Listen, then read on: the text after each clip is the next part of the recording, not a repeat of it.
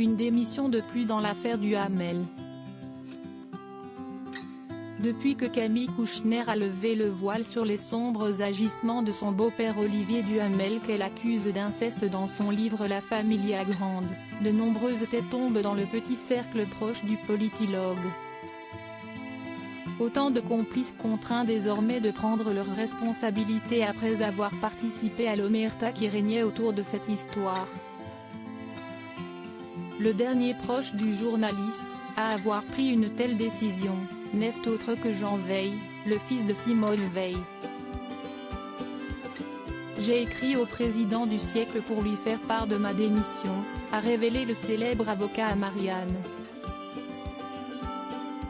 Jean Veil a donc pris la décision de quitter ce club de réflexion qu'il fréquentait depuis des dizaines d'années en compagnie de son ami d'enfance Olivier Duhamel qui lui présidait le siècle jusqu'à sa démission au début du mois de janvier, à la veille de la publication du livre qui l'accuse.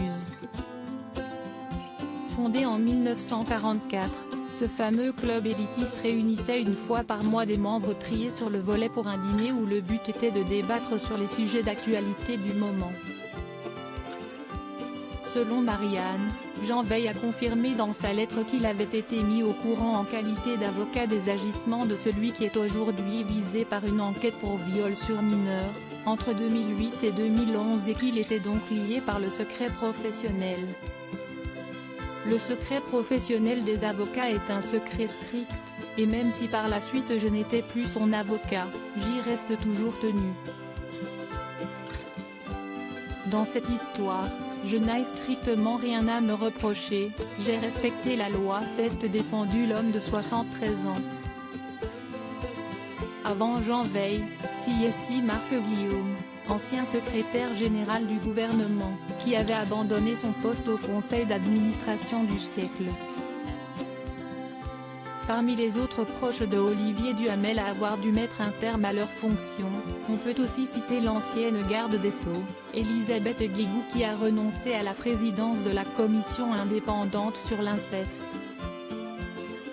Certains refusent de se plier si la plupart des proches de l'ancien mari de Veline Pizier n'ont pas tardé à quitter les instances qu'il dirigeait, d'autres refusent de céder.